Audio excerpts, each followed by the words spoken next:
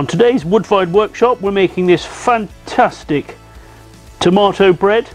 Stick around to see the full video. Hi everyone, welcome to Manna from Devon Cooking School. In this Woodfired workshop, we're going to be making a tomato bread using fresh and sun-dried tomatoes, cooking it in the Bushman Santorini oven. I've got a little pan here ready, and we're going to put a splash of oil in there, just using the oil out of the sun-dried tomatoes. Fresh and sun-dried tomatoes, half an onion or so chopped up, and some dried oregano and fresh black pepper. All of that in there. Pop the lid on the pan, and I've got the oven already heated up, and I just want to cook that reasonably gently so that it has time for everything to soften down, so I can blitz it up and make a nice paste that looks like this. In my bowl here, half and half white and granary flour, yeast and salt. Mix all of those dry ingredients together. In with all of that lovely paste, which is going to infuse the bread with flavour. That is going to contain some liquid, so I have to be careful with the water. I don't want too much. I think I've got around about 45% ratio to the flour here. So that's all ready, and I'm just going to mix that together. You can see it's a lovely colour, and it should come together to make a sticky dough, which is exactly what I want, because I want a nice soft moist bread. A sticky dough like this is really a good candidate for working in your Kenwood, in your KitchenAid or something like that.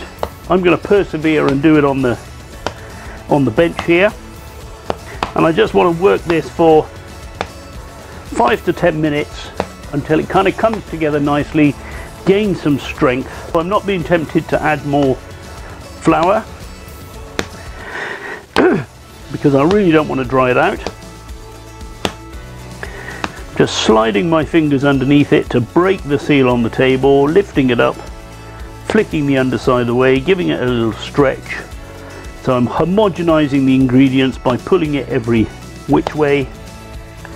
And we'll just take a little look at the vegetables in the oven and see how they're doing. And you can see them there steaming away gently, and that's all I want this to do, because if we cook this too fast, I'll brown things up, and that will sort of darken the colour and not give us that lovely vibrant red that we saw in the dough. This dough is starting to come together nicely. It's clearing the table, by which I mean when I lift it up, it peels away cleanly from the table, doesn't leave half of itself behind. So even though it still looks soft, it's not going to get nice and smooth like a lot of doughs will, because there's just too much going on in there with the granary flour and with all of those other bits I've put in there. So I'm happy that that's ready, and I'm going to set this aside, and this will want a couple of hours in a fairly warm place, and then we can move on to the next stage. Luckily for you guys, this is the next stage, because we made one earlier. Exactly the same quantities of dough, but having had a good couple of hours, you can see it's nicely risen. Now, I'm not planning to do any fancy shaping on this dough. I'm just going to cut it in two and shape it lightly into two rectangles, sprinkling on some polenta here. That means that even if there is some residual stickiness on the outside of this dough, the polenta will let us handle it. And what I don't want to do at this stage is knock all the gases out of the dough. So I'm just going to handle it reasonably gently.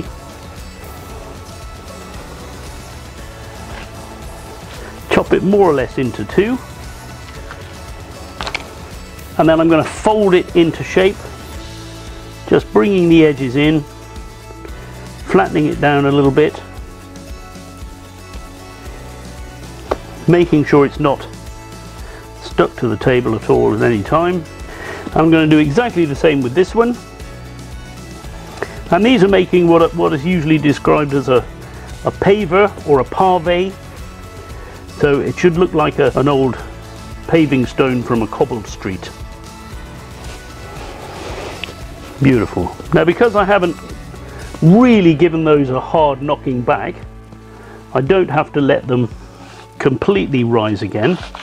So I'm just going to give those around about 15 to 20 minutes and then pop them in the oven.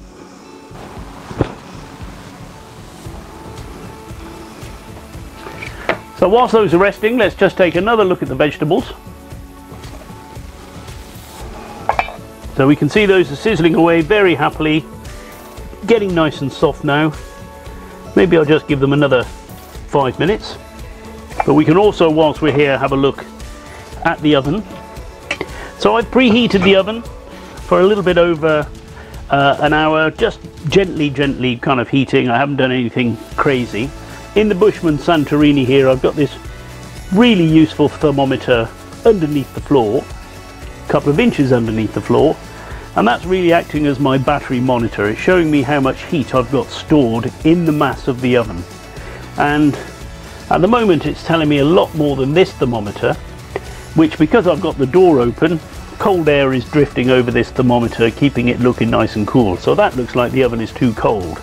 But this actually tells me that I've got enough energy stored in the oven that when I shut the door, the temperature inside will come up and I'll have a nice bread baking heat. So I could be baking this indoors in the electric oven at about 220 degrees. If I was baking this down the garden in one of the steel ovens we've got, so the Alpha that we've got down the garden, or maybe say an Igneous or a Clementi type oven, I'd probably bake it with some embers still live in the oven, glowing away nicely, probably tucked away behind a heat deflector so that we don't get too much radiant heat. But these breads would cook really nicely in that sort of environment with a bit of heat in the floor, and those embers just keeping the heat inside the oven nicely elevated. So those vegetables have had another 5 minutes. They should be cooked now.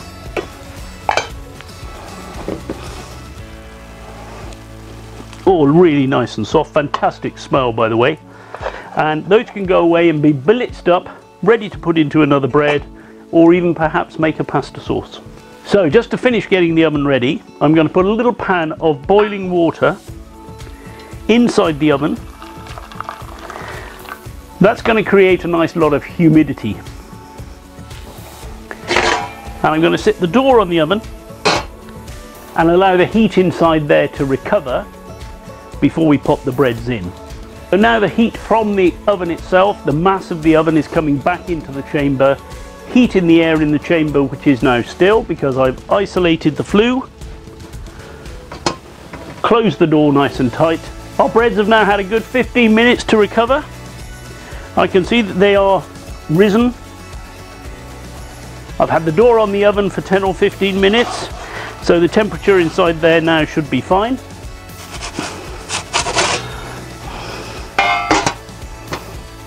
Those are going in 20-25 minutes and they should be cooked.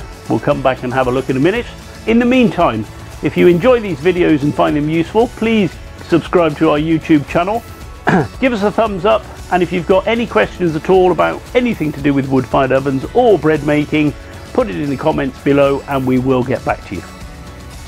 The bread's had 25 minutes in the oven. It should be ready to come out now. Lovely colour, not too dark. So there we are, two delicious little tomato pavers. Fantastic, just ready to be torn apart to serve with salad, soup, dips, whatever you like. Thanks for watching. See you next time.